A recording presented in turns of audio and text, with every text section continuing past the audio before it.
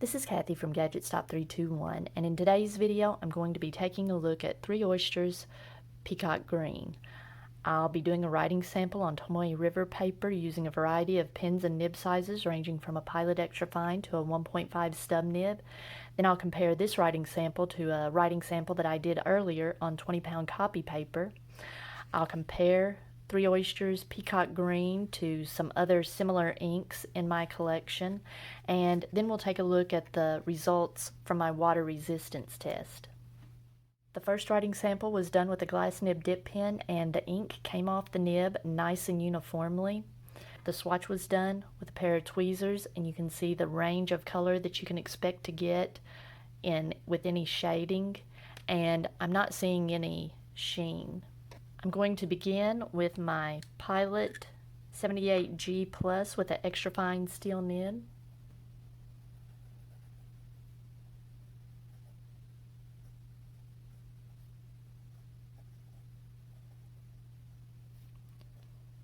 This feels decent. I guess I would say it doesn't feel scratchy. Oh, it's decently wet, so not scratchy.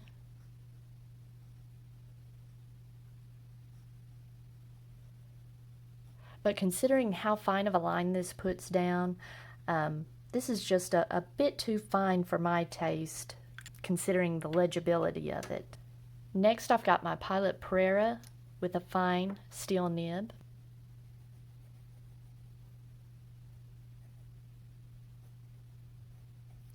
I was expecting this to be quite a bit smoother, but it's not. It's decently wet, but it feels dry.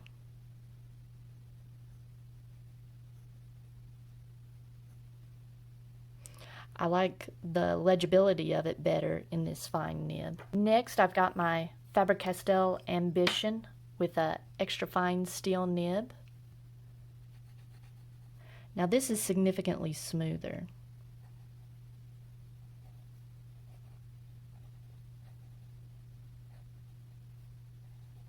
It's an extra fine, but it's broader than the Pilot Fine.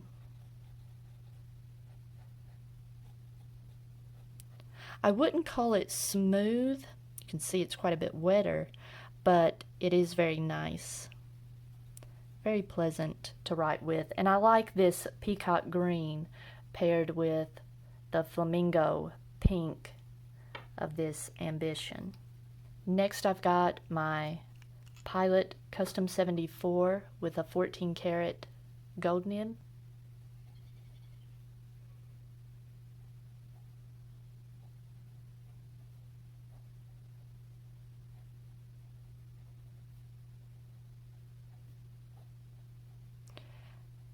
This feels very similar to that Ambition.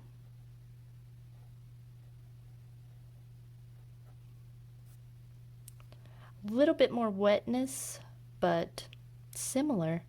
I'm going to say this is nice.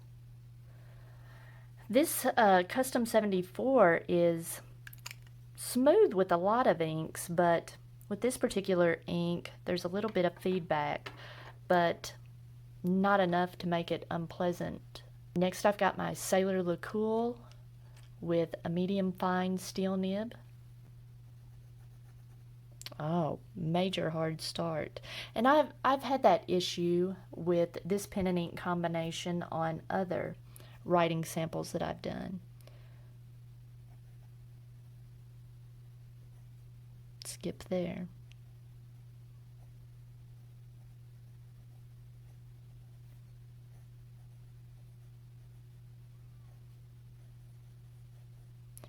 And I have to say the ink feels dry. It's not, it's putting down a decent amount of ink, but it just feels dry in this pen. Next, I've got my Kaweco Perkeo All Black with a medium nib. There was a little bit of a skip there at the beginning.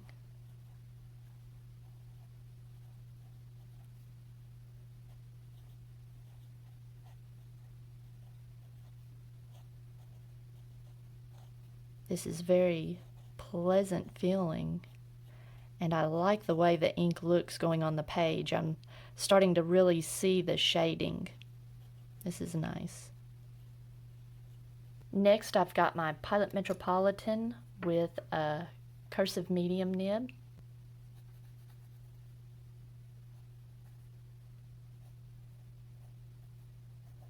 I don't normally like lighter inks like this. In this nib, it tends to be a little too dry and the ink will look washed out. But this ink has a brightness to it that is able to stand up to this. I like the way the ink looks, and it was smooth in this nib. I'm surprised considering how it felt dry in some of the other nibs. Next, I've got my Kaweco Lilliput that I've installed a double broad steel nib. Nice and wet, no trouble with the hard start on this nib.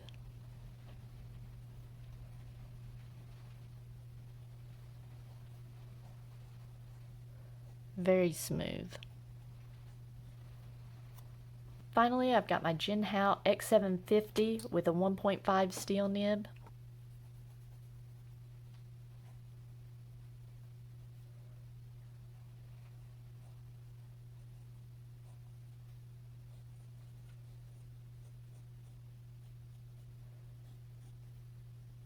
While that dries, let's take a look at the sample on 20-pound copy paper. It looks nice. That's a nice, it's called Peacock Green, but there's a lot of blue to it. And I have to apologize. These teals and turquoises, I always have to give the disclaimer that it looks different on the screen than it does in real life. It looks much bluer on my camera than it does in real life. But it is, as far as greens go, it's pretty blue. These were all very nice. Now my Custom 74 felt a little too wet. Oddly, the Faber-Castell Ambition, it wasn't scratchy, but it was borderline. And the LaCool felt nice on the copy paper. I found that a lot with the LaCool. On good quality fountain pen paper, it doesn't always feel the greatest, but on my copy paper, a lot of times it's a really nice writer and just feels good to write with. There's just maybe a small amount of feathering in the wetter nibs, but in the fine and medium nibs, I'm not noticing any feathering. And it did want to bleed through. Now I have gone back to using true 20-pound copy paper, and this is probably not an ink that you're going to be able to use both sides of a paper, but I don't find that most people use both sides of the paper when they're using copy paper. And some inks in my collection that I want to compare this to. First of all, the Peacock Blue, you can see, is much bluer. I like this ink more in a fine nib, and the Peacock Green, I think I prefer it in the broader nibs. Lamy Amazonite is very similar, maybe a little bit more saturated. You can tell from the swatch. I'm going to zoom in so you can see these better. You can tell from the swatch there's more color variation in the Three Oysters Peacock, but Lamy Amazonite is still that has a little bit of green to it, a blue that has a little bit of green to it.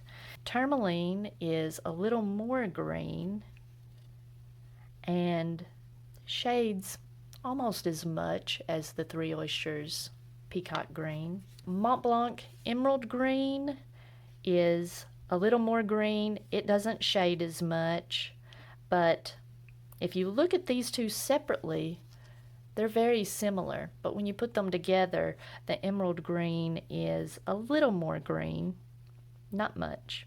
Okay, in my water resistance test, there was a little bit of gray left behind. some of the medium and wetter writing fine nibs, you can possibly recover some of what you've written if it's soaked in water. Now the Peacock Blue, there was much more gray to it, so even on the extra fine nibs, you're able to recover most of what you've written. Okay, now I've used two Three Oysters inks. These are the first two Three Oysters inks that I've ever tried, the Peacock Blue and the Peacock Green.